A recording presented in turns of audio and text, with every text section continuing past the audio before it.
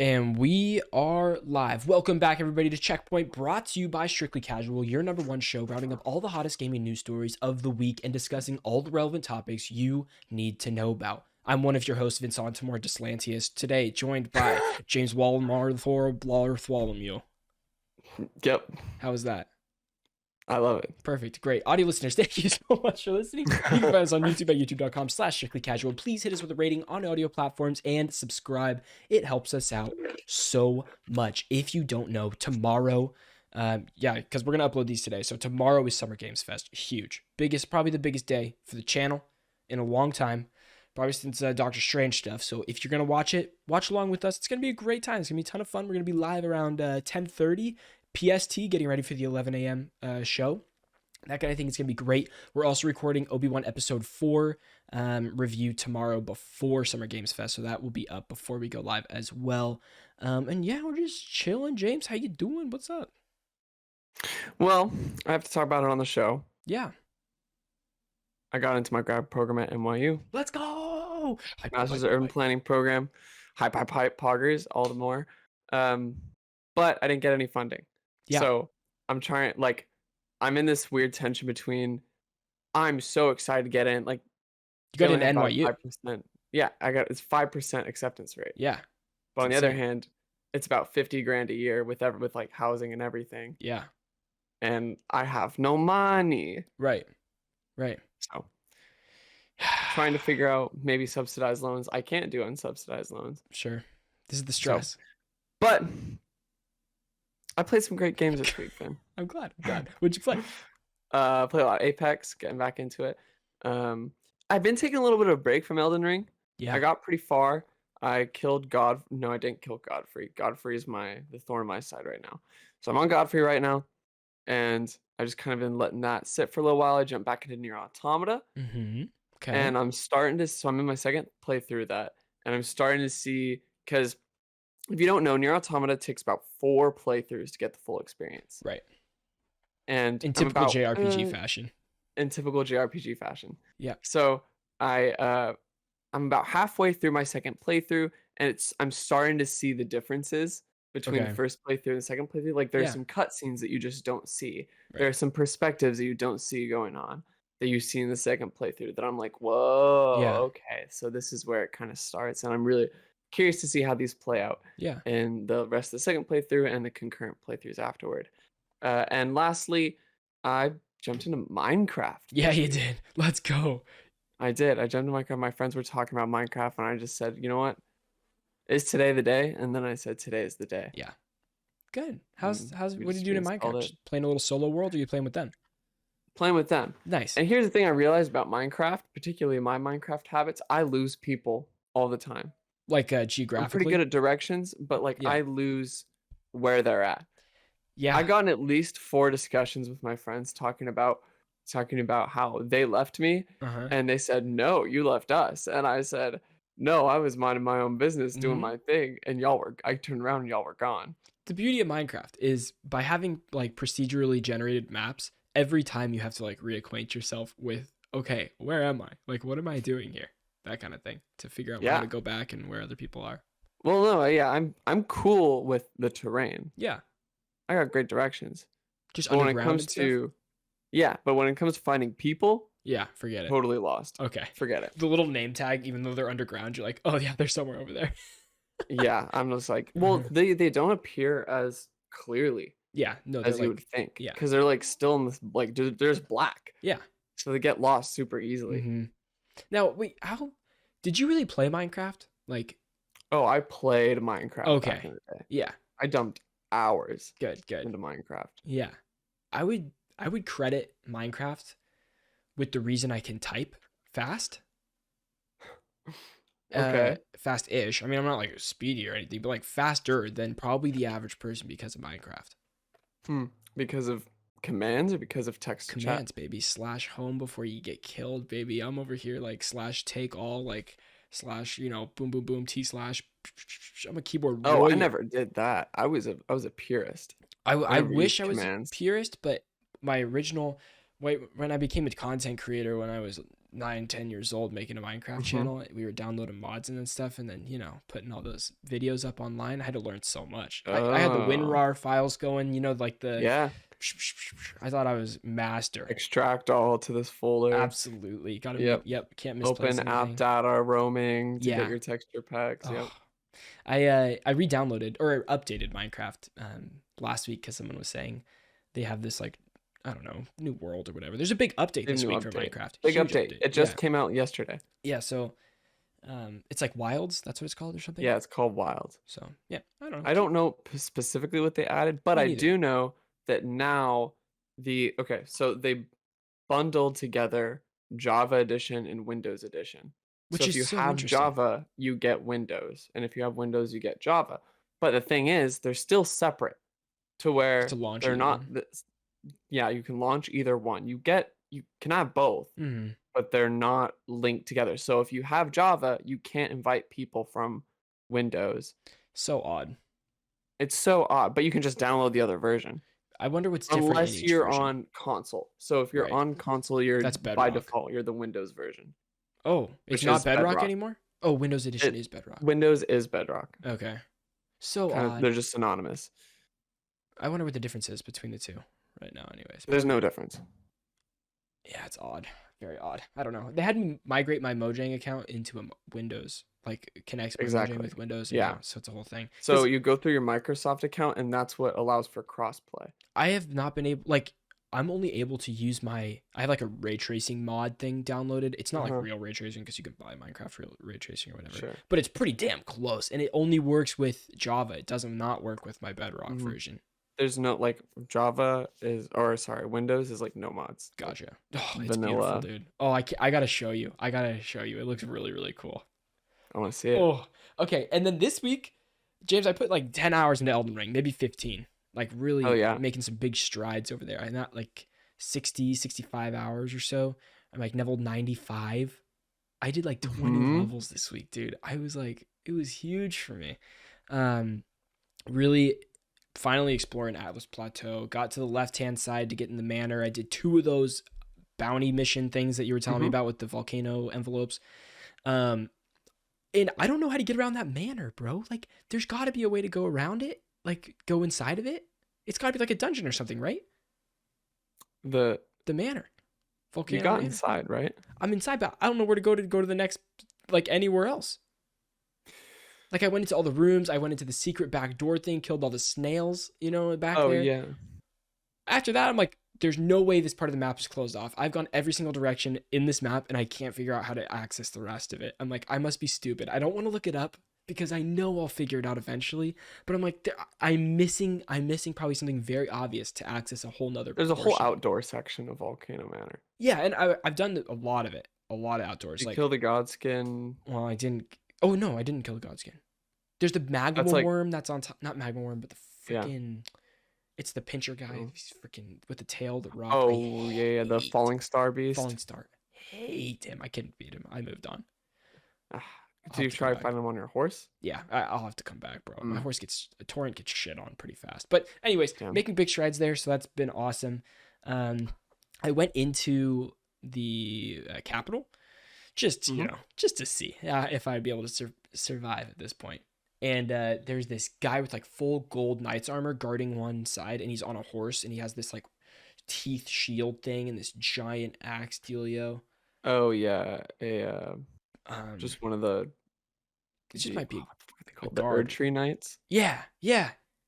There's 2 of them, right? Dude, well, I killed one of them. You killed one?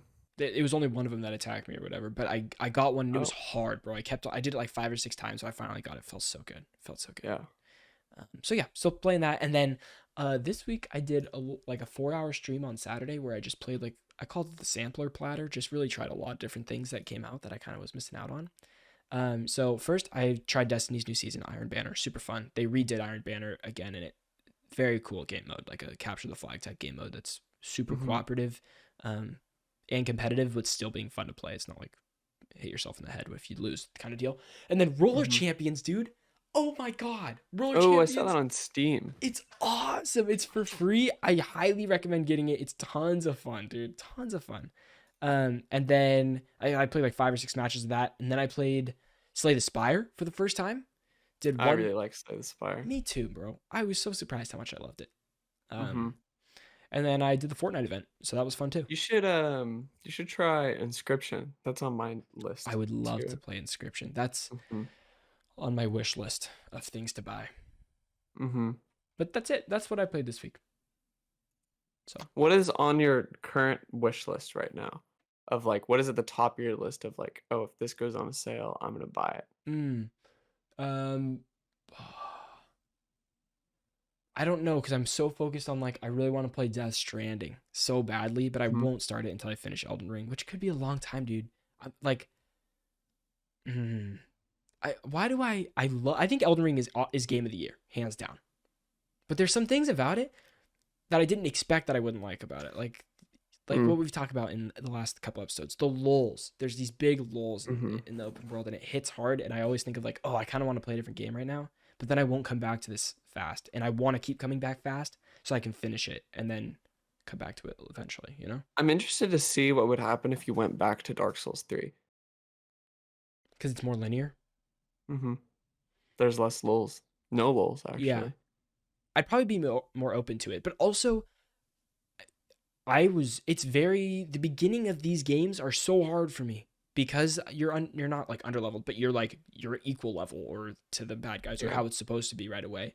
Where Elden Ring is Right. kind of nice, dude. Like I know that area is too hard, so I can just go back to this area, try to like do some things I haven't done yet to level up to get to that area. Whereas I know Dark Souls 3, like you don't have that luxury of like going way back. Mm-hmm. Like you have to fight through whatever it is. It's true. That's what I was talking with someone with Bloodborne is he was going back in New Game Plus or whatever to try to get the platinum trophy, but he's at this Mm-hmm. boss where he just feels like he's not good enough to defeat it, and he's not powerful enough to defeat it, and he tries like every couple months to jump back in and try to kill it, not able to do it, so he gives up or whatever. But Mm-hmm. I don't know. We'll see. I'm excited to beat Elden Ring. I know it's gonna feel so good when I like can say that I have done it because I want that feeling so bad, and I feel like we're getting there. Level 95, dude. Level 95. My cousin beat it at I 120. think about that. I think about that all the time because I'm at like 118, something Yeah. like that, 120. I think about that all the time, but then I'm also remembering that Melania is ahead of me, Yeah. and I'm like, man, that's gonna be the one that trips me up really bad. Yeah. I'm gonna stay on Melania for like a month or something. It's gonna send you to an early grave. Yeah, Quite truly. definitely. But I'm excited, man. I'm excited to get You're right to in the it. tombstone. All right. Here lies James Wallamule Bartholomew. Mm-hmm. Yeah. What tried to become Elden Lord. That's Yep. it. Or yeah, reached for Elden Lord. Yes. We got a lot of news for you guys today. It is pre-Summer Games Fest day, so I'm really just excited for tomorrow. We're gonna have so much more news tomorrow. Today was seems like a small week, but we got a lot. Yeah. If you haven't listened to it already, in preparation for tomorrow's event, go listen to our predictions. Yes. It's up on the channel. We also have the audio out for it, and we did our predictions for everything we thought was going to happen during the show tomorrow. Yep. Check it out. Check A lot it of out. fun. Yeah. So James, can I tell you about this Cycle Frontier real quick? Do you know anything about this game? I know nothing about this game. I saw this on here. I'm like, why the hell is this in the docket? Dude, loved the beta. I played a couple months ago. Loves the beta. And it came out today. What is it? Had no idea it came out today. Cycle Frontier, otherwise known as Steam's most wishlisted free-to-play game, has launched on Steam and Epic Game Store earlier this afternoon. The preseason event is effectively a soft launch for the shooter, but the first season kicks off June 22nd. The Cycle is an extraction royale PvPvE shooter. I don't think it's a royale. What does that mean? I never played it as a royale. It's Tarkov. Essentially a lighter, more accessible take on Escape from Tarkov in a sci-fi setting. Well, this might be a soft launch. Characters will not be wiped when June 22nd arrives. So, you drop in that kind of thing. Have you played Tarkov? No, I've never played Tarkov. There's like a hub world that you have, and you drop in with equipment that you've earned in other sessions. And then you have like a target to kill or something like that. But if you get killed, you lose everything. You lose everything that you've earned. Or if you kill and extract, then you can take all of those weapons you extracted and then bring them with you the next time. It's like Division, Dark Zone. You know how you go in, and then if you don't, you can kill, get weapons, but if you don't extract them, you lose them, that kind of thing. Yeah. It's like that, but this is a shooter. It's PvPvE because there's other You don't players keep your stuff. Like you don't go in and loot, do you? Like in. in the Division? Yeah, heck yeah, because you got to kill bosses and then they Oh, drop okay. like super good gear. But if you're not able to extract that gear, you don't get to take it to the real So world. if you extract, you get to bring it into the next game. You just bring it back to your hub world to where you stash your stuff, and then when you go Uh-huh. out on a mission, you can choose what items to bring, but at the risk of you can lose those weapons the next time you play. I And mean, is it always PvE? I mean, sorry, PvP. well, that's the thing. It's a big map. It's a lot of PvE with a couple PvP players in there. So you drop in with like 5 other people. It's a huge map. You're not necessarily going to run into them the whole like at all because you could be fighting beasts or whatever it is. It looks gorgeous. It runs so good. Even like I had to drop some settings to make it run on my PC, but it looks so good. It's like 25 gigs or something. Highly recommend just trying it out to see if you like it too. Because it's free to play, nothing to lose. But yeah, it's mixed because the hardcore Tarkov players say it's not hardcore enough because it's more accessible for people that are playing it for the first time. Whereas the first time people like me and some other people I saw on Twitter were like, oh yeah, pretty cool. I can't wait to check this out more. So we'll see. We'll see. Steam reviews say that there's a lot of technical issues still. Which is interesting. Yeah, I haven't played Yeah. this release yet, so Yeah, they said they didn't do anything to fix the game, but at least they added $100 DLC. that's funny. Yeah. Yeah. Okay. But yeah, Cool. worth checking out. I just downloaded this version to see how it stacks up from the beta. I don't know if I'm gonna like Cool. this is gonna be my new obsession or anything, but definitely It cool. looks really pretty. Yep, it is. Cool. Next up, we got the Until Dawn devs, The Quarry. Early review scores are in. This game is coming out earlier than I expected. Yeah, I would have expected like a Halloween date. Yeah, Yeah. so would I. But apparently we're already getting early review scores. And to my surprise, they're really positive. Yeah. GameSpot gave it a 9. Game Informer gave it an 8.5. Video Games 24/7 gave it a 4 out of 5, sitting at an Open Critic of 81 and a Metacritic of 82. Really positive. Yeah. Pretty awesome. I still haven't played Until Dawn.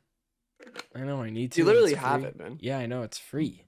But this is launching at $70, which is probably fair. It's probably fair. It probably is deserving of the $70 thing. It's just like I know this is going to be a not one play because it has multiple endings. Like I'm sure you could play it a lot of times. Mm-hmm. But it's like less than a 10-hour story, right? It's like a 7-hour story. It's hard for me. It's like $10 an hour. That's like, I mean, I hate to say it like that, you know? But it's like, it's hard for me to justify the $70 when you're playing it when you're done in 7 hours. Yeah, I would wait for a sale. Yeah.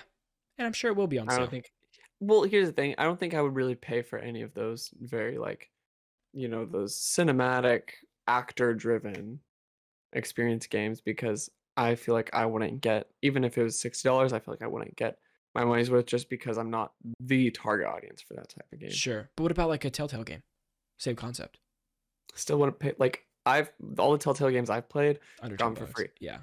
Sure. So, or maybe I think I got Wolf Among Us. It was either free and I had it already installed, or I got it for like $3. Yeah. Oh, I've really had the itch to jump back into Wolf Among Us. But also, I want to say that I don't think these games aren't worth 100% that price tag. Yeah.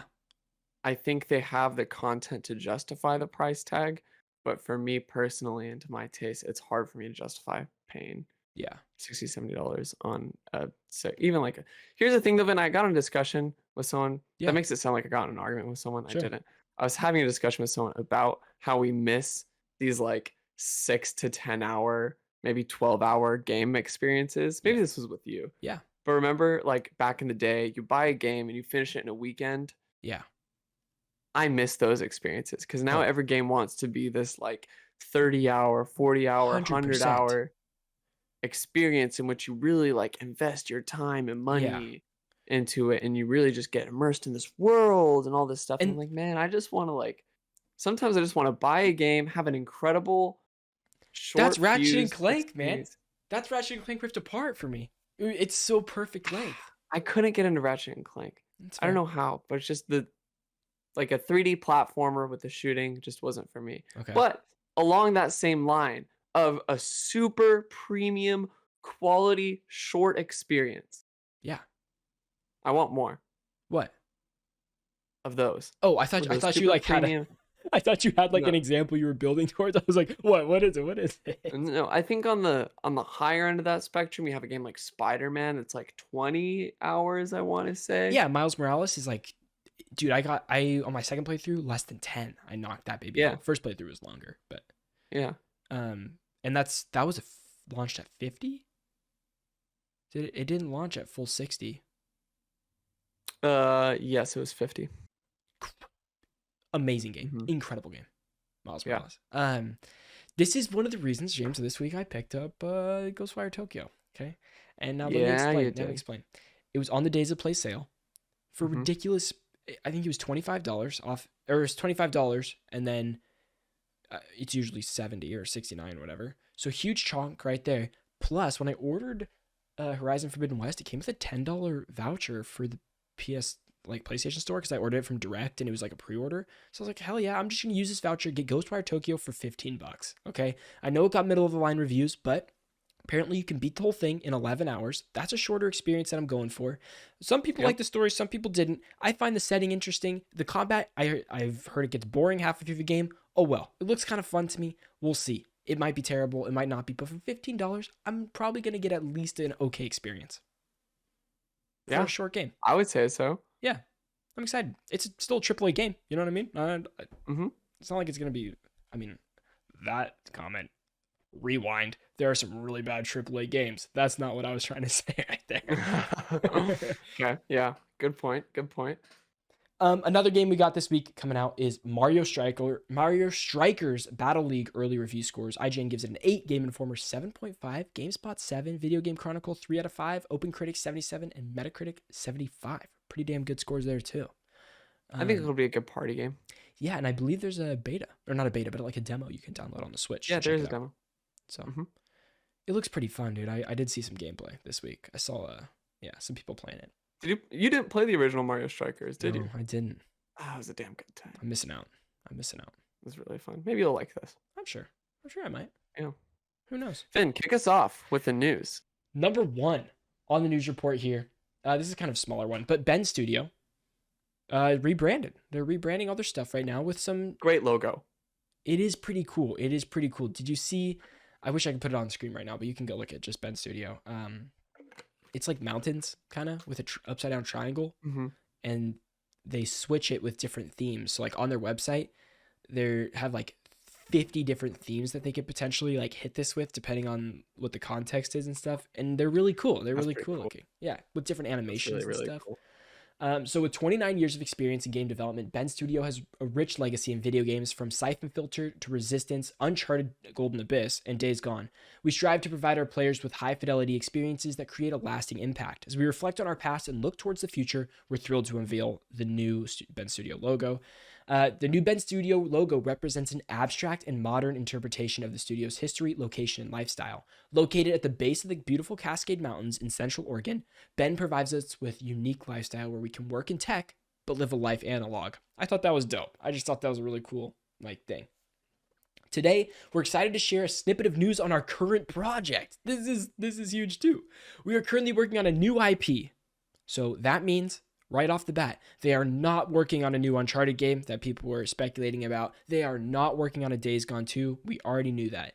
But this new IP is going to include multiplayer and builds upon the open world systems of Days Gone. Very sad that it's an open world game, but brings you to a whole new world that we are extremely excited to craft for you. We cannot wait to reveal it to you when the time is right. I was hoping we would get a look at this tomorrow at Summer Games Fest, but I'm assuming since we got this announcement a couple days before, we're not seeing anything. I don't think so. Yeah. Unless it would be a real Hail Mary Yeah. I don't really to see think. this live. Although it wasn't really before this announcement, I probably would have guessed that it's about time we see something from Bend. You know, Okay. Yeah. Because we haven't seen anything from them since 2017, since they were in the news because the ex some of the executives, the ex-dev was really saying some stuff. pissed off about people buying the game on sale or through PS Plus. Yeah, like sorry, dog. That's how I played your game. And you know what? Yeah. I wouldn't have bought it otherwise. And I had an okay time for most of it until the last 30 hours. It's a lot of hours to say until the last. Well, I shouldn't have tried to get the platinum trophy. This is the same thing with Horizon Forbidden West, where I hated games after playing these games. Here's the thing that I'm learning about open world games in general. I know this is a topic. Yeah. But I'm trying to learn it's okay to not do the side content. Oh yeah. Oh yeah. Like I'm mainlining Nier Automata right now because the first playthrough I did like all the side content, and so now like I'm just doing missions. I'm not giving a fuck about Yeah, any yeah. side missions. And something I've had to tell myself is sometimes the trophies, in the end, they don't mean anything. They really, truly don't mean anything. And I don't need to get the platinum trophy. I don't need it. I can just play the game how I want to play it, and then be done when Yeah. I'm done, and be okay with it. Yeah. And that's what I needed to hear today. I needed to say that out loud. Imagine. Sometimes before I buy games, I look at the trophy list. I'm like, too hard. I'm not gonna buy it. When it could be a great game. So, you know. Oh. Dumb. This is a good session for Vincent today. Thanks, guys. Appreciate it. Thanks for being here. We are 30 minutes in, just getting into our second story. I love it. We love it. Next story. Or did you want to take this, Vin? No, you go. I'm just making a mental note of what I need to clip out. I'm looking at the timestamp. Okay, cool. Go for it. Next story. Will Summer Games Fest 2023 be in person? The Washington Post reports that the ESA, which remind me what the ESA stands for again? They're the people that they're the people that run E3. Yeah, but what does it stand for? I feel like kind of lame for not knowing that. ESA is not emotional support animal. ESA is the Entertainment Software Association. There we go. The Entertainment Software Association states that E3 will return in 2023, saying, quote, "We're excited about coming back in 2023 with both a digital and an in-person event," they said on Twitter. Now, here's where the story gets interesting. They said that quote, and then Nibel at Nibelian, video games news reporter, infamous man on Twitter, of course, says, or woman, we don't know. We don't know. Man or yeah, woman. We have no idea. We really don't know. They say, quote, "It really depends on what the ESA can offer them. While Summer Games Fest does a good job on the digital side of things, there hasn't really been a physical alternative to E3 yet." To which Jeff Keighley himself replies to Nibel with just the eyes emoji. Do you know what this means, James? We're no longer calling this E3 Summer Games Fest. It is now E3. That's what people are calling it on Twitter. Jeff Keighley 3? As in Jeff Keighley. Key 3. That's the new term. Yep. Well, here's the thing, Vin. Now that we have this, can E3 exist if there is a physical Summer Games Fest? No. James, let me tell you why. This is the question I really thought to myself this morning is, oh my God. It is insane that Jeff Keighley right now owns Summer for Games. Like, he won over all of these studios so fast. He's proven his trust. I mean, he has years and years and years in the industry. Let's not discount that. He is the gaming industry. Truly. And then he comes out and does the Game Awards year after year, putting on events. Sure, some years are better than others, but who cares? Yeah. Every year he delivers something that millions of people tune into, and it's growing so much. And so when he says, okay, I'm going to do a games conference, please let me showcase your games, that kind of thing. These companies can trust the man. He's proven his trust. He can do good with them. He can make an exciting event that is punching up with E3. And now E3's punching up at him, dude. E3's punching up at him. So I really think if Jeff was to say, I will be hosting a live in-person Summer Games Fest, why not? Why not keep going with Jeff as you did the last couple years? I have a follow-up question. Hit me. E3 historically is a press-only event in which the conferences are streamed, however, to the public. Conferences are streamed to the public via multiple outlets. However, at E3, there's normally things like behind closed doors demos, absolutely, yep, on the floor demos. The devs are out there on the floor. You can ask them questions. You can interview them. Yep. All of these sorts of things. If and when Summer Games Fest comes to a physical format, yep, Do you think we can expect these same sorts of things? Do you think it will be open to consumers? I think it's What open are to the questions consumers. that comes to your mind as well? I think it's open to consumers. I think it's similar to the way that the Game Awards worked. Obviously, this year in the Game Awards, it was not open to consumers because of Mm-hmm. COVID. They wanted to do limited. They only filled half the theater, that kind of thing. It was like, I don't know how they chose to invite, whatever. But I think it's going to be open. And now let's keep in mind, like PlayStation Experience and all that. Like those are marketed to consumers, and consumers go to those as Mm-hmm. well as developers. I think they take the same approach as that, and that would be a big shakeup too. It's like, okay, you're gonna want to put your game where the people are, not just the colleagues, you know. So Mm-hmm. that'd be interesting. You get to play maybe some games or something, some demos of games that you haven't been able to. Maybe you don't. Maybe the behind closed door stuff stays for the devs. But I really do think it's gonna be like anybody would be able to buy a ticket and go. So do you think they would also have those behind closed doors demos and exclusive content for the press at Summer Games Fest, or do you think Yeah, that's where E3 is going to try and like sort of monopolize? Is like, okay, great this is where question. you're getting the insider stuff. Unless EA tries to cut the corner and go, this is like the superior dev event. Like this is we're just gonna. It's like but then it becomes like a GDC. You know what I mean? And that's not Mm-hmm. really what E3 has been ever. Right. Right. Very interesting. Very interesting. It's going to be very interesting, especially for this next year. Yeah, can't wait though, dude. Not as in this year, but next year. Yeah, in 2023. And do you know who wins at the end of the day? We Us, do, baby, the gamer. because we get to see all the games.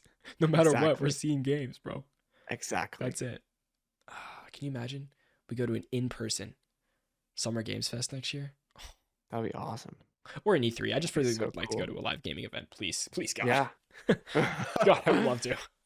So, Guys, thank you so much for watching this. If you want to watch the whole podcast, become a member here on YouTube or listen to the whole thing for free on your desired audio platform. Thank you so much. We love you. kisses. Next up, Battlefield 2042 Season 1 kicks off this week. This comes from Polygon. Battlefield 2042's first long delayed, 7-month delayed season of content officially kicks off Thursday, June 9th with a debut battle pass, a new specialist, new map, arrival of stealth helicopters, and much more. Players will have a new battlefield which to fight thanks to the addition of the map Exposure. This is the first new map in 7 months. They were before claiming it would be like every That's month and a one half. new map. It's one single new map. The new map is set in the Canadian Rockies and offers extreme vertical terrain for Jurassic aerial dogfights and surface-to-air combat. Dramatic. Sorry. What did I say? Drastic. Oh, dramatic aerial dogfights and surface-to-air combat opportunities. That would be my dyslexia, ladies and gentlemen. Content creators say this is the content creators that have like went to DICE to play this a little bit early said that this is the best map the game has, and you won't want to go back to any of the other maps because they're just mediocre in comparison, like not even fun. When this is coming out, they're going to do a exposure only playlist, so you can only play that map if you so choose. They also released a bunch of pictures of what the cosmetics look like right now, and they look great. They look so good. Too bad nobody's ever going to buy them or play them. That's the tough part. I really think this should go free to play when this season drops, and then make people pay the $10 for the battle pass if you want the cosmetic stuff. I think that would be a huge jump in player base, especially they've spent 7 months changing it to like play more smoothly and less bugs and glitches and stuff. It's in a great state to show to more people now. It's just, I don't know. This isn't going to boost. They don't have the traction anymore. No, like this is not going to bring people in. It's going to bring a couple people in who hope the game is doing better. Like I'll jump in and try the map, but I'm not sticking around. Like I don't have any skin in the game. I can see maybe people jumping in if this goes on a deep sale around the same time. It would say $20, $30. Dude, $20. Yeah, that's it. Like 20. Don't pay more. Don't pay more than $20. It's hard to find a match sometimes in this game. Okay, that's where we're at. Another thing, Tom Henderson, I saw on Twitter. He says that apparently there's a bare bones crew working on 2042, and you should not expect the output of content that they promised. So take that with what you will. I'm glad they're doing this. I'm glad they're finally doing a season 1. The trailer was cool, but again, this is not going to bring back players. It's going to be an Anthem situation. I would hate being that bare bones crew. Me too, because you probably you're working on a game that's not doing well. Yeah, and I'm sure you're passionate a little bit. Like you're probably stoked. You're working on a Battlefield game, right? Yeah. And EA supports these games for a while. usually. So you'd think you had a pretty steady gig going on. I mean, you're probably getting moved to the next Battlefield game or whatever the hell the next thing is anyway. But you're working on a sinking ship, dude. It's like, why would you put all the passion in this when you could be putting your passion into like the next Battlefield game, which they might learn from their mistakes, delay a year, you know what I mean? Work on it. Like, it's tough. Well, here's the thing. Let's place this in the context of EA most likely being bought out. Holy shit. Yeah. Exactly. Okay. Imagine being that person working on this game, being like, "Fuck, I don't know what's gonna happen in this game or the servers or anything like. What if EA gets bought out and you have a whoever role? Yeah, what if they just cut it? They say, no, it's not profitable enough. This is cutting the game. This is just how it works. That is how it works. Right now, yeah. Yeah. It sucks. Damn. Very tough. It really sucks. It does suck. I'm gonna be playing. I'm gonna be trying it out, at the very least. Okay. Are you gonna buy the battle pass? No. Okay. No way. No way. Not unless I have like friends to play with that are hopping in on a regular occasion. But I don't really buy the battle passes in anything unless it's like, oh, you're playing a lot of it right now, you know? And is this on Game Pass? No. It's that's a miss. Part of EA Play. That's a huge miss. Isn't EA Play included with Game Pass? Oh, then yeah. Then it is. Then you do. Never mind. Oh, okay. Correct. Is EA Which is really, great. EA Plays, you can do everything with Game Pass? That's right. I swear to God. Yeah. I'm gonna double check this right now. Do you get EA Play with Game Pass?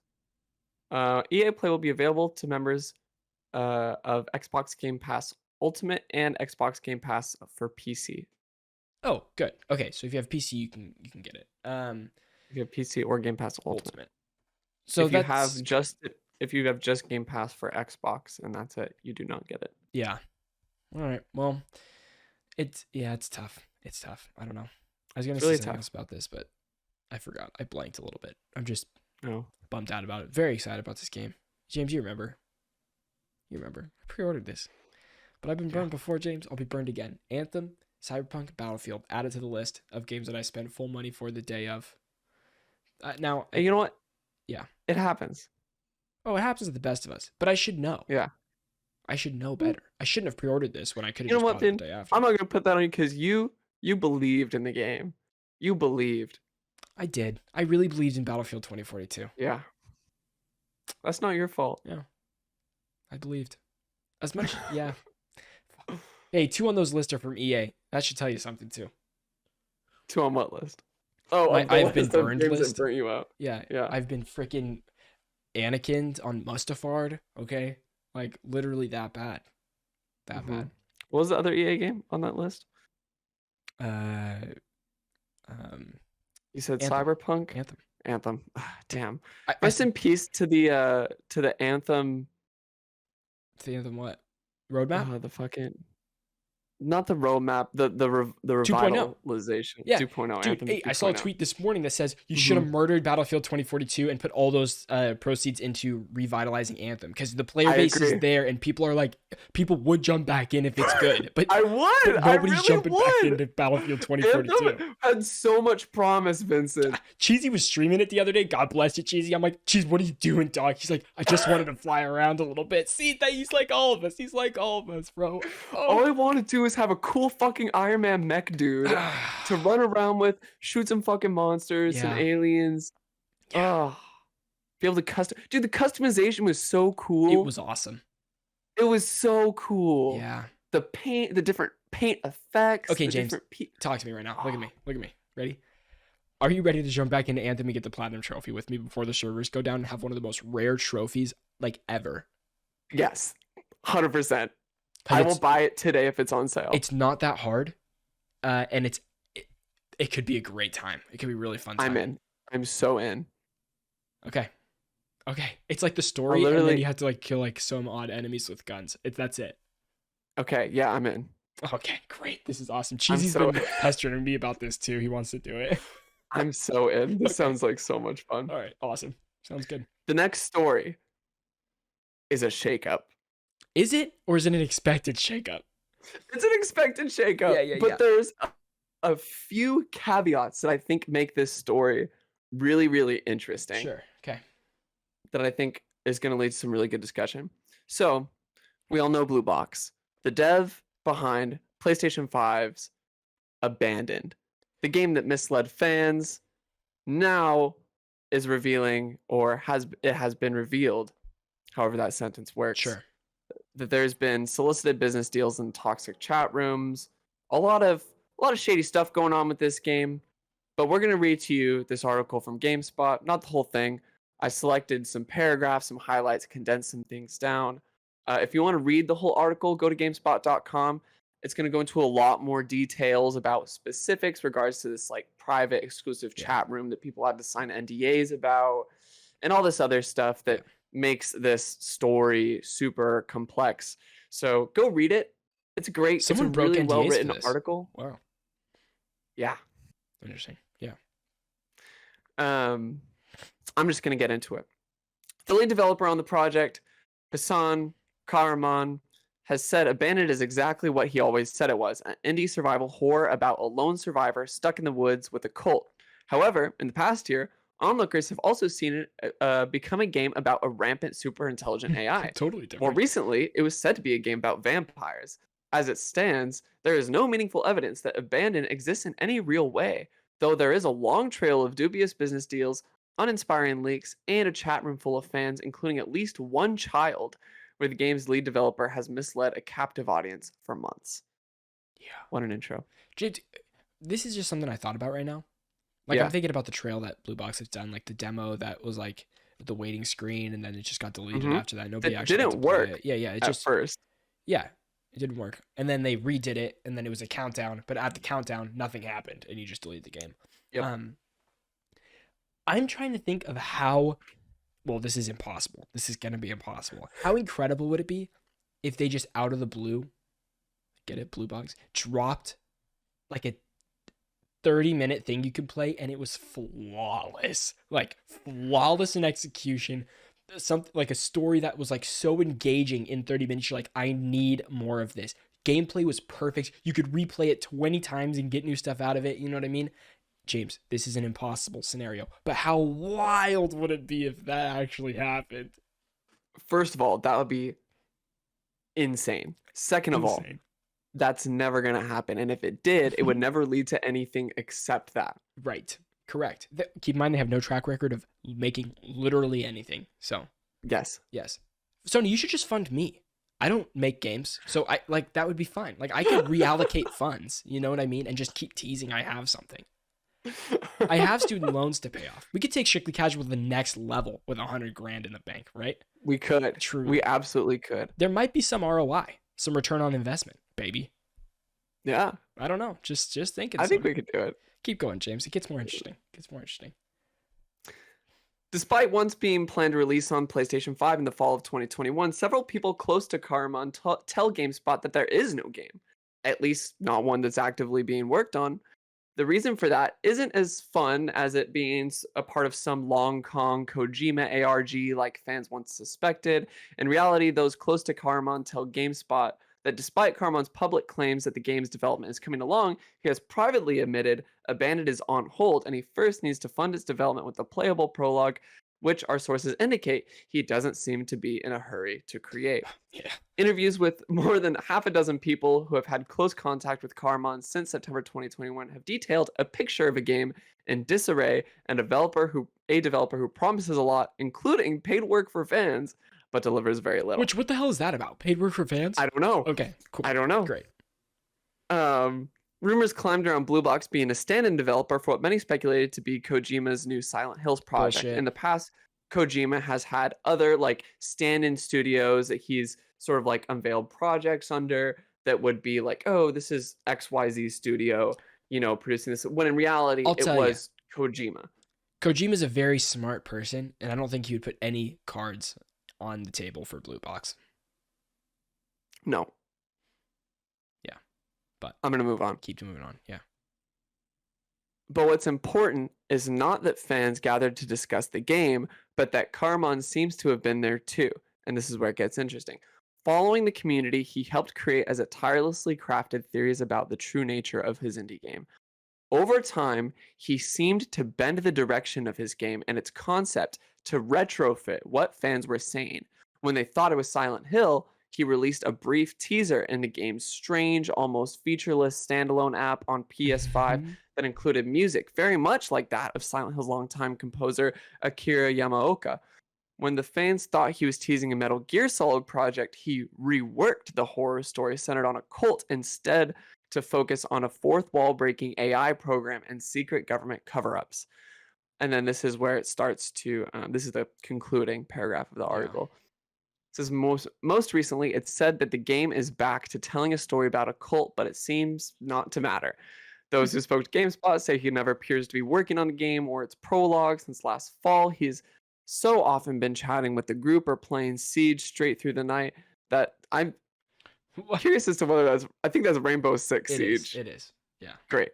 Straight through the night, that those close to the situation feel the time for meaningful progress doesn't seem available. They expect Abandon to end up like last several games announced by Blue Box, discarded after little progress and without much more than a reveal trailer. His past games were virtually scrubbed from the internet, and this one would seem destined for the same fate. Only this time, and for the first time in his career, Carmon has an audience for his game of smoke and mirrors, and it's one he seems unable and or unwilling to manage. Now, A why did representative let me finish this one point. A representative for PlayStation did not respond for comment, and Carmon declined to comment. why in the world would they put Caramon on the lead of another project? I mean, now let me talk about this. How many employees is Blue Box? Okay, so this is another interesting point because Carmon has told, this is in the article, you can go look it up.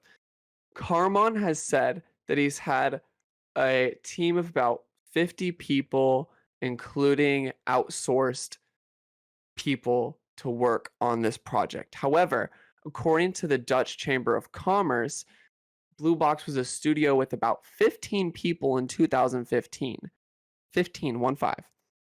And then, but here's the thing, that's 2015. So you might say, well, what if the studio grew since then? Well, the Chamber of Commerce, in which he would report this information, hasn't changed since 2015. It still says there's 15 people there. The thing, though, you might say, oh, well, he might have not just updated it. Well, he updated it twice since then in regards to other things that were not the amount of employees. And IGN reported 6 months ago that Blue Box has only 10 full-time staff. Less than that, less than 15. How in the world are these guys getting, like, I don't know, are they actually full-time employees? Are they literally just subsidized by Sony? That's what I'm starting to wonder. Is I'm curious as to how they even got the Sony promotion in the first place. This game was revealed on a PlayStation blog post. It got a trailer through Sony, multiple. It was revealed on a state of play. Maybe 2 state of plays. Why would Sony I'm buy curious, this? why would Sony invest into this? This is hilarious. Blue Box's Twitter has a frequently asked question. And the frequently asked question is Blue Box Game Studios real? To which they respond, we are a small indie studio with actual real people, period. It's so crazy to me. I don't understand. I don't get it. Like, I don't understand. I don't understand. These could be like James, this could be a great conspiracy. Like, we could make up so much stuff right now. Like, Blue Box not actually developing games, and we're getting mad for the wrong reasons. Blue Box is actually working with the government or something like that to, like, infiltrate something, and Sony owns them because that's just how they have to be publicly, so they can do this, like, special spy deal or something. Like, that's what this is. There's no way it's a real game. What? You just had a surprise face. There's a whole subreddit called r/Blue Box Conspiracy. I love it. What's the top one? All right, let's see. Top tweet. 23 days ago, there's one that says, wow, they're like all like, pack it up, fellas, we're going home. Yeah. I keep saying tweet. Top post says, well, show's officially over. And then they quote a tweet that says, "New Blue Box Studios abandoned leaks surfaced saying the game is not in development beyond a small paid demo as part of an investor scam. Also leaked fake Silent Hill images that the developer created to keep pushing the fake quote PT/Kojima angle with the link, and it says Silent Hill 5, and it's fake." Like the fact that they keep on having to defend themselves or something, like give us a couple screenshots of the game minimum just to show there's actually something. And I'm not talking about the one screenshot with the gun in the woods. I'm talking 10 screenshots of different areas and like things that you might see. That would help. Yeah. I think that would help garner some some public morale about this. There is a subreddit called the Blue Box Conspiracy, James, with 5,000 members. I guarantee that's more people than that are actually excited about this game. Yeah. That's funny. Literally all of these are memes about Kojima, by the way, and Death Stranding and connections to Silent Hill. Some guy that dressed up like Kojima. Very funny. I don't know. This subreddit's great, actually.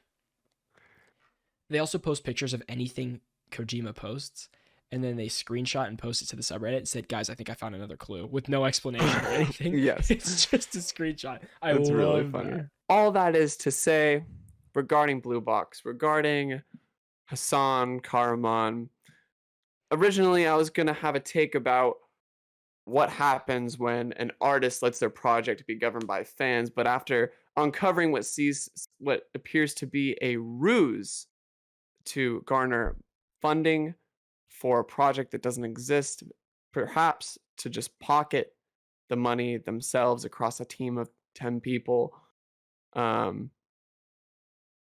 would now say that this is... What? I don't know what to call it. You sound like you're jumping up with an official statement right there. Something was about to like be said, like a legislative document you were about to sign on to Blue Box. This is nothing more than a hoax. Sort of a hoax, maybe even like not technically a Ponzi scheme, but it's... Well, they're not asking for money yet. Well, here's the thing. It was promoted by Sony. I know in some way, I don't know whether they gave money to Sony or Sony gave them money, but either way, Sony has to be giving them money. Yeah, they have to be giving them money. Yeah, but at that point, Sony's dumb for not realizing that they have no product. It's not like a Ponzi scheme would be like, I don't know. Well, Ponzi scheme is like when you bring on investors and then you don't pay them back and you just take money from more and more investors as you accrue investors. Then I guess it's a Ponzi scheme. And then you can't. Yeah, but I don't think it was from multiple investors. I think it might have been just Sony. But we'll keep you updated when we know more about Blue Box. It'll probably be another 7 months. We'll have another rag article on him. You know what I mean? It's that kind of thing. It's tough. I wouldn't be surprised if we just never heard about this game ever again. Sure. I invited Hasan on the podcast just now, right before. I said I'd love to talk to him. Incredible. I got a lot of questions. I hope he accepts. Sure. We'll have to tweet it. Oh, we could tweet at him. Yeah. Does he have a Twitter? Do you remember when everyone was defending Hasan, saying like you guys, like this is when everyone was starting to say that Blue Box was fake, and they were saying, "Oh, you guys are being so awful for not believing that this man is a real developer. Like, you guys are belittling this man for no reason." And everyone was jumping to Hasan's side. Do you remember that? Yeah, I do remember, but it's a tough one. Wait, what the frick? He's been tweeting. And what? He's been tweeting? Yeah. Dude, he deleted so many of his tweets. Yep. Oh, kind of sketch. All of his tweets are replies. Oh, we should tweet at him today. Should I tweet at him right now? I don't know what do you want to say? I'll just tweet at him from the Strictly Casual account right now. Okay, yeah, do it. What are you going to say? I'm going to tweet at him, and then hopefully by the end of the podcast, if he has a response, that'd be cool. You know what I mean? That'd be really cool. Let's see. I'm going to jump in with the Strictly Casual. Say, oh, can we DM him? That would be even better. Are his DMs open? Hasan. How do I spell his name? Karma. There he is. Boom. DMs are not open. Of course they're not open. Hey, at Hassan, would love to have you. Would love to have you on our podcast checkpoint. What else should I say, James? Um, to talk about the development process of Abandon. And your history with games, or is that mean? That's mean. I can't. I won't say that. Hey, son, would love That's to a have little you. facetious. Would love to have you on our podcast. To talk about the development of Abandoned. This is hilarious. Frick, dude. Okay, because my screen's broken, guys. I can't actually see the text. The text of the type. The text of the type. How do you spell abandoned? I have to go in with blind. Abandoned. Got it. Okay. Talk about the development of Abandoned. DM us. Should I say? Or is that it? Should I just leave it at that? No DM us. Yeah, no DM us. Just leave it. Hey, Sam, would love to have you on our podcast to talk about the development of Abandoned. Tweet. Okay, well, let's hope for the best. Can you imagine if we get a reply right now? Oh my god, this would be the best day of my life. Oh, it'd be so cool. That'd be so awesome. We change everything about the podcast. Awesome. I'd have to edit our Hassan talk and then about the tweet. Okay. Anyways, moving on to the next thing. The wild story behind Nintendo's unannounced 1-2 Switch sequel. This comes from Fanbyte from Imran Khan. Love Imran. Awesome. Nintendo is sitting on a sequel to 1-2 Switch and apparently has no plan on what to do with it yet. It has more minigames, smartphone games a la Jackbox with up to 100 players, but super negative feedback from playtests. No one expected everybody 1-2 Switch to test quite as badly as it did. Different trusted employees within Nintendo were raising alarms that the game released as is would damage the company's reputation as a great software developer, which is awesome. This is like, I love it. People are gonna be talking about this like years from now, like, oh, whatever happened to that 1-2 Switch? I heard it was so good. Well, the playtest said it was bad. Like, that's what we're gonna be talking about. So I want it to be. I want another 1-2 Switch. Oh yeah, but this is great. More mini games and everything on a sequel. Yeah. That'd be hilarious. That'd be awesome. I hope this eventually comes through. It's gonna be like a new WarioWare, I imagine. Oh, we got a like on the tweet, but it was not Hassan. It's Benji. God, I love you, Benji. Love you, Benji. Oh, man, I got a little heart patter right there, though. Can you imagine if that was actually Hassan? That'd be fucking wild. All right, next one. We're at 1 hour, and we got a couple more news stories to go. All right. Hideo Kojima's new horror game is dubbed Overdose. This comes from tryhardguides.com, but it's Tom Henderson, the boy. Yeah. The creative mind behind the likes of Metal Gear Solid and Death Stranding is working on a new title. Pause. Sorry. Tom Henderson also a lot of under fire this week because apparently some news about Xbox having a second conference or whatever. People claim that Xbox told him as a journalist to like prepare the article for when it came out, but instead he tweeted about it, instead breaking the NDA a little bit early. He says he did not break the NDA because it was a friend or something. He's under a lot of fire this week. Anyways, that's all. And he also was the one that leaked the Hideo Kojima. Oh, right here. This. He's under fire for this. Continue. My bad. Hey, you know who wins at the end of the day? Us. Hideo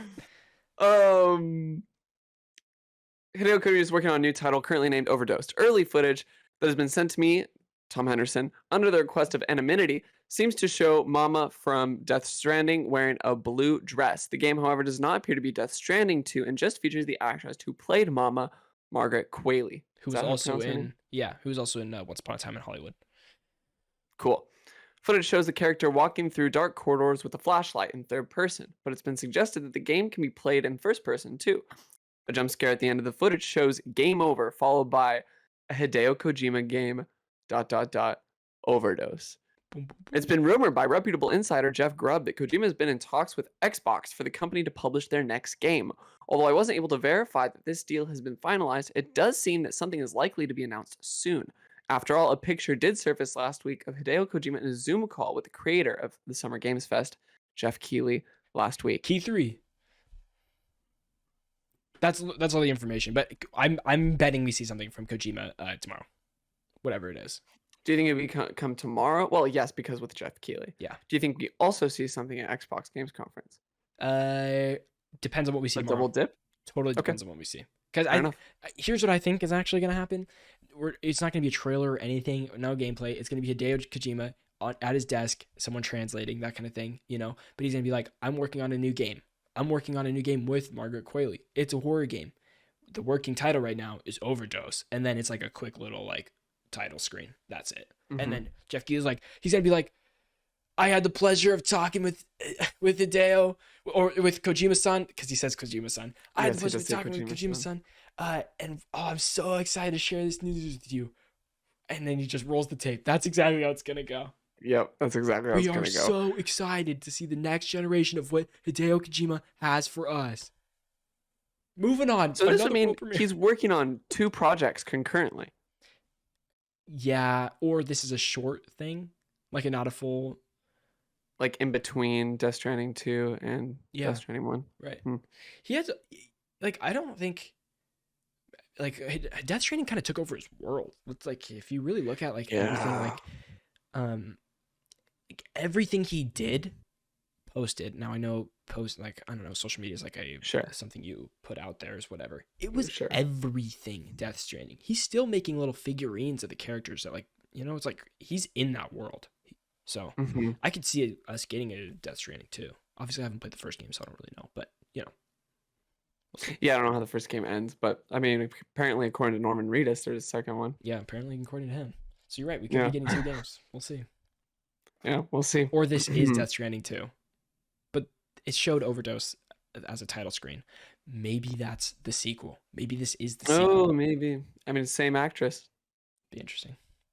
It's a prequel to Death Stranding. I don't know. I'm just shitballing. It could be anything. Anyways, coming up next, another tweet from Tom Henderson. Tom Henderson's going crazy this week. He said, this could be, well, this is my title. This could be PlayStation's end of the year plans. Someone who is apparently connected with the development team of Naughty Dog tweeted part 1, 2/9/2022, which is saying, I don't know why the 2/9 is. Oh, because European or not American. They flip the month and the day. But should it be 7/9 or 9/7? What? Because this is pointing to Summer Games Fest. I don't know. Oh, 9/2. Yes. Sorry, you're correct. Blah, blah, blah. You're right. September 2nd. That puts us in September. Yeah. This is saying September 2nd, part 1. And also it says PC and console, whatever this is. So this could be pointing. Tom Anderson says this might be the Last of Us remake. It lines up with what I've heard on a latter 2022 release would make sense if God of War has been pushed to Q4 2022. And then also there's another leak that already says God of War has been pushed to Q4 because the placeholder title for like Amazon and all that has changed from September 30th to December 31st. And usually it defaults to December 20 or 31st if it doesn't have a date yet. So it means they're shuffling the dates potentially. And then to add, Sony's marketing for ad space for Q3 is fairly significant, but it might be bigger than just for a remake. So it could be Ragnarok, or it could be Ragnarok and a new game. That's what it's saying. Like, it's more than the average game they would pay for marketing for. Vincent, tell me. Yeah. What's that? Tom Henderson. Yeah. Let me give you a little counter offer. Yeah, give me the counter for offer. What this could mean. PC and console. What's another project, particularly a remake, that we have seen have potential for both a PC and a console release that has been in the dark for quite some time? A long-awaited fan favorite, if you will. Give me a hint. Give me a hint here. I need something. Come on, Vincent. I need something, James. I don't know. It's the one remake. The one remake? The remake I want? The one that I want. The one that so many people want. What could it... Oh, Bloodborne. You think this is going to be a Bloodborne? What? I'm not saying... I'm just saying... Wait, but the connection here, the connection for the snitch is that he works at Naughty Dog or something like that. Or like... Do they work at Naughty Dog? That's why he's saying it's The Last of Us. That's why. But I like the marketing budget conversation that is happening. You know what I mean? The marketing budget could be because Bloodborne, PC, and remake. Oh, that'd be great. No, I don't think that's the case. I think it's going to be Last of Us remake. Yeah, I can't wait to add another Steelbook to my collection. That's what this means. That's what the Last of Us remake means. Next up, random fun stuff. Let's do it, baby. Let's run through everyone's favorite part of the show. Random fun stuff, stories without a story. Number 1, Resident Evil Village is coming to Mac. This is very funny. Everybody's favorite part of the show. I love how we call it that. Who knows? I have no idea. No one has ever said to me, I love random fun stuff. Stuff's the best part of Checkpoint. No one has ever said that, ever. Nope. Everybody's favorite part of the show. Here we go. But yeah, do you see the Apple keynote? They're using a DualSense on a Mac for not only No Man's Sky, but also with Resident Evil Village. Apparently, they're like, these games run flawlessly on the Mac M1. Could be jumping into their new game stuff that they've been trying to get into. So we'll see. Could be a start.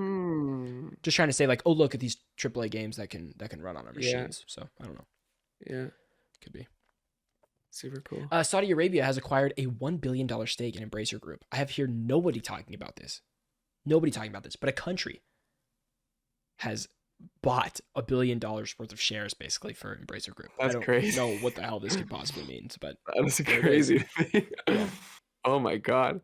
Madden NFL 23 is not coming to Xbox Game Pass, EA confirms. Returnal and Sackboy could be the next PlayStation games coming to PC. Screenshots apparently have leaked.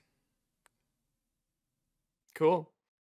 Yep, that's all I got for that one. I see a lot of PC people loving Returnal. Yeah, hell yeah. Exactly. Yeah, a lot of hardcore gamers over there.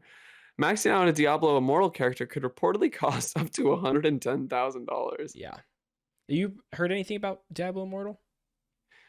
I saw a Polygon article with the headline that Diablo Immortal proves that Diablo has always been meant for mobile. Interesting. Yeah, I'm hearing really good things. Like, it's super fun. It's very predatory on the money standpoint, but that's all free-to-play games these days. I can't really give it an example of one that's not. But I hear it's really fun, so I might download it because it's on PC also. You can play it on PC. Oh, yeah. Really? Mm-hmm. Is it prettier on PC? I'm sure. Oh, yeah. I'm sure. Yeah. I might download it for shits and gigs just to check it out. I like some Diablo. Yeah. It's fun. Could be down. Guys, thank you so much for watching episode 116 of Checkpoint. Please jump over to the channel tomorrow and watch Summer Games Fest with us. It's going to be such an amazing time. It's going to be a lot of fun. It's going to be a lot of fun. I'll be there. Ryder's going to be there. Yep. It's just going to be us talking games for a couple hours. Talking games. And we're going to get a Bloodborne remaster tomorrow, right, James? Bloodborne remake? I'm going to shit my pants live. Awesome. Oh my God, you guys. This happens? Wow. Yeah. James might perish on stream. We might have to... Might. Yeah. You're going to need to wear one of those, like, buttons, you know, that you press when you're down and you can't get back up. Like the life alerts.